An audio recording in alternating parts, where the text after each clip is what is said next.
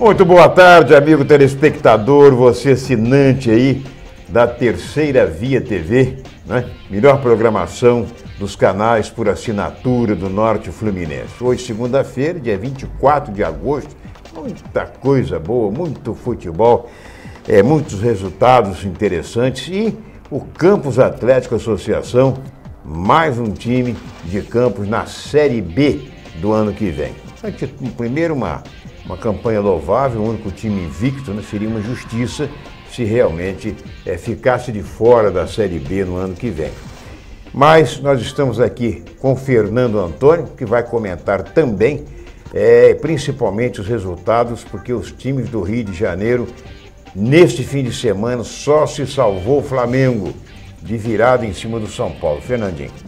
Meu abraço a você, ao telespectador, parabenizar a diretoria, a comissão técnica do campus, os jogadores de um modo geral, pela grande campanha e pelo acesso.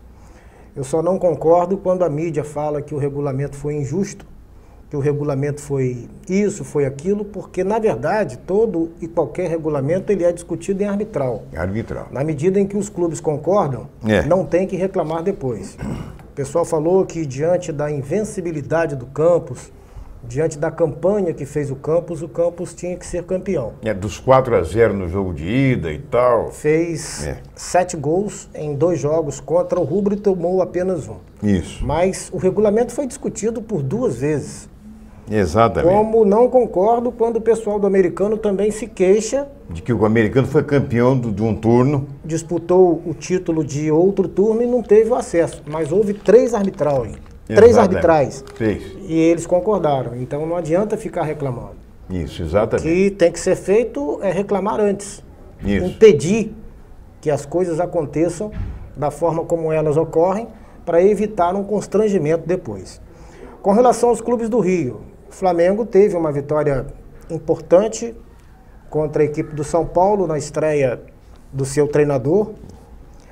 O Vasco voltou a decepcionar, perdendo de 3-0 para a equipe do Goiás, e o Fluminense sofreu um revés para o Joinville e até me surpreendeu, porque o Fluminense vinha atuando bem, jogou desfalcado, fez 1-0, permitiu que o adversário empatasse e no final acabou sofrendo o gol que consolidou a vitória da equipe do Joinville. E frustrante foi o jogo do Botafogo contra o Paysandu, porque a torcida do Botafogo lotou o Engenhão, compareceu em grande número. Os ingressos esgotaram 2 dias antes. E os torcedores viram o Paysandu, que tinha feito uma boa partida com o Fluminense pela Copa do Brasil, conseguiu uma vitória altamente importante e o Botafogo agora já não é mais líder. Exatamente. Ocupa vice-liderança com tendência para sofrer quedas, porque terá agora um jogo difícil fora. Pois é. Agora, você chegou a se iludir um pouco com o time do Vasco? Com a vitória sobre o Flamengo no meio de semana, jogou com muita raça.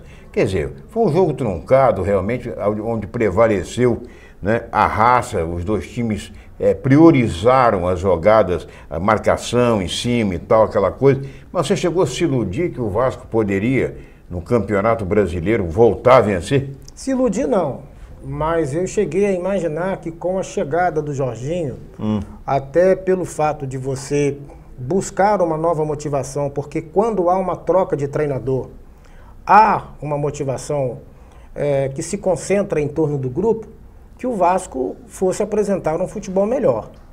Mas as limitações da equipe vascaína mostram que o Vasco não tem como reverter essa situação, embora a gente entenda que o Vasco ainda disputará muitos jogos. Mas o momento do Vasco é muito ruim e ele dificilmente irá reverter essa situação.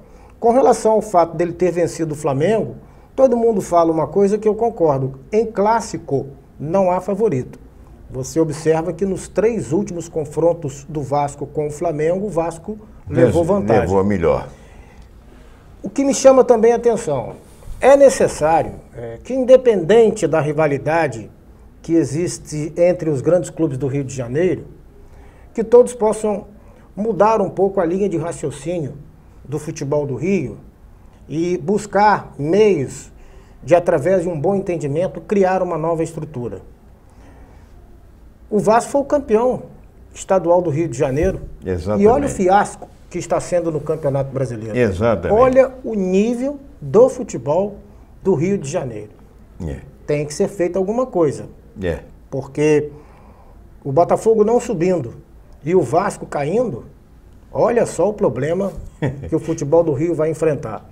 Eu não quero mais comparar o futebol do Rio com o futebol paulista, até com o futebol mineiro, o futebol mineiro. Eu digo apenas o seguinte, olha o exemplo do futebol catarinense, que passou a ser reestudado nesses últimos anos, e olha aí a estrutura que hoje eles têm, e lá não tem grandes praças esportivas, são estádios modestos, mas todos cheios e os clubes motivados a disputarem todas as competições, tanto as regionais como a de âmbito nacional. Exatamente. Lá não foram construídas arenas para a Copa do Mundo, né? Arenas bilionárias, né? Essa é a verdade. Bom, algumas estão aí, ó, jogadas aí das dunas, não sei, lá de... Arena Pantanal. Lá de Pantanal. Quer dizer, realmente, muita gente ganhou dinheiro com aquilo. Bom, mas o detalhe é o seguinte, Fernando, você veja bem que é o que você está dizendo, não adianta muitas vezes mudar o técnico da equipe se não tem um plantel, se não tem um elenco, se não tem jogadores que possam corresponder à expectativa. Né? Muda-se a figura do técnico e eu já vi aqui torcedores do Botafogo questionando a saída do René Simões, porque parece que foi problema relacionado lá à diretoria, Antônio Lopes, que é o supervisor, é o diretor de futebol lá, é o gerente de futebol e tal, que vinha fazendo um bom trabalho. Agora, a contratação de um treinador que teve um problema de AVC quando treinava o Vasco e que deixa claro que ficaram sequelas, né? Assim, tem dificuldade até de se comunicar, tem de falar, anda com dificuldade. Me parece que foi um pouco temerário isso, né? Uma coisa que a gente não pode deixar de citar, nessa nossa longa experiência no futebol, embora a gente nunca tenha sido treinador, mas a gente sempre teve perto de acompanhar, eu diria até com mais proximidade, todos os trabalhos que são feitos. O que me faz chegar à conclusão de que uma equipe, para fazer uma boa campanha, precisa, primeiro, a condição interna do clube. A estrutura básica que se monta para você preparar uma equipe de futebol. E você tem que ter uma comissão habilitada a fazer as avaliações e as indicações no seu tempo certo. O René Simões, ele se desgastou, e olha que vinha fazendo um bom trabalho, por conta de opiniões que eram dadas e que criavam influência negativa no seu trabalho. E nós não tivemos um dirigente, e olha que aqui constantemente vem o presidente do Botafogo, para impedir que isso acontecesse. O treinador, ele tem que ter a sua equipe, porque normalmente quando há um insucesso em torno dos resultados, você não tira 11 jogadores, você tira o técnico. Por ordem natural é assim. Então a gerência em torno da estrutura que se monta para o futebol, ela tem que ser de responsabilidade única do treinador e mais ninguém. Mas no futebol brasileiro nós temos essa cultura do dirigente querer escalar, da imprensa dar palpite, de pessoas que estão na comissão querendo estar à frente de quem comanda, que é o treinador, e por aí vai. Agora... Eu concordo, eu entendo que o treinador Ricardo, ele não deveria ser contratado agora. O Botafogo poderia buscar meios, né, já que tirou o René Simões, de trazer um treinador com uma condição melhor de trabalho. O Ricardo Gomes, ele veio numa hora errada, e eu até digo também que não seria bom para o Flamengo trazer o Oswaldo de Oliveira. Isso. O futebol precisa mudar algumas coisas. Você tem que dar mais oportunidade a alguém que esteja surgindo, alguém que esteja propenso a realizar um trabalho mais promissor, mas também você tem que chegar à seguinte conclusão: não se pode cobrar de maneira tão prematura como se faz no futebol brasileiro, em que se busca o imediatismo. Exatamente. Você tem que dar chance ao profissional dele ousar mais, dele criar mais oportunidades, como nós tivemos o Tele Santana no São Paulo. Isso. Perfeito? É. E outros tantos profissionais que conseguiram resultados importantes. O Carabina, quando dirigiu o Santa Cruz. Santa Cruz fez uma campanha, você lembrou bem. Veio o Nunes para o Flamengo, veio o Zé Roberto para o Fluminense e por aí vai. Então, tem que haver uma mudança. Se você chegar e achar que o treinador logo tem que trazer resultados, você vai acabar criando uma situação de desequilíbrio no trabalho do grupo e no trabalho da própria comissão. E essa coisa, para a gente encerrar o primeiro bloco, já que a gente fala disso, lembrando, né, dos resultados, o Fluminense perdeu para o Joinville, fora, lá em Santa Catarina. Por 2-1. 2-1, Joinville, que é treinado pelo Petkovic, né? Vem de 3 vitórias consecutivas, estava lá embaixo, atrás do Vasco, hoje em dia já é o segundo, ali na zona do rebaixamento, e o Flamengo ganhou do São Paulo, de virada também, não ganhou de 2-1 do São Paulo, o time rubro-negro, né? O Vasco da Gama perdeu para o Goiás por 3-0. E na Série B, como você disse, a decepção foi o Botafogo, jogando no estádio Newton Santos, com a torcida em massa comparecendo, né?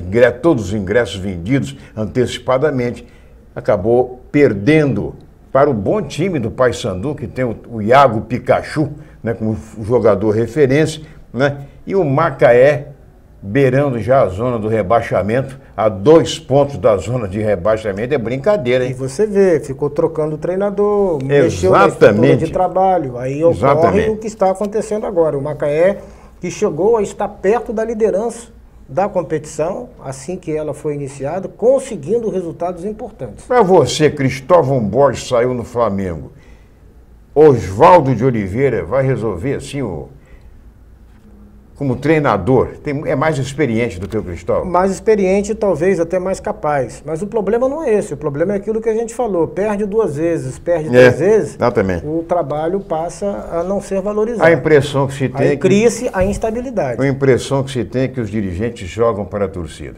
Essa é a pura verdade. Bom, daqui a pouco nós vamos falar aqui, vamos comentar. Aliás, o Fernando veio de roxinho, veio com a camisa roxa, vocês estão vendo aqui, né? Roxo, branco, e o nosso Átila completou. Não, mas falta o preto. Não, mas o preto é o microfone de lapela, entendeu? Então, veio vestido de roxinho aqui. Daqui a pouco nós voltamos para o segundo bloco, rapidinho, é pai e bola.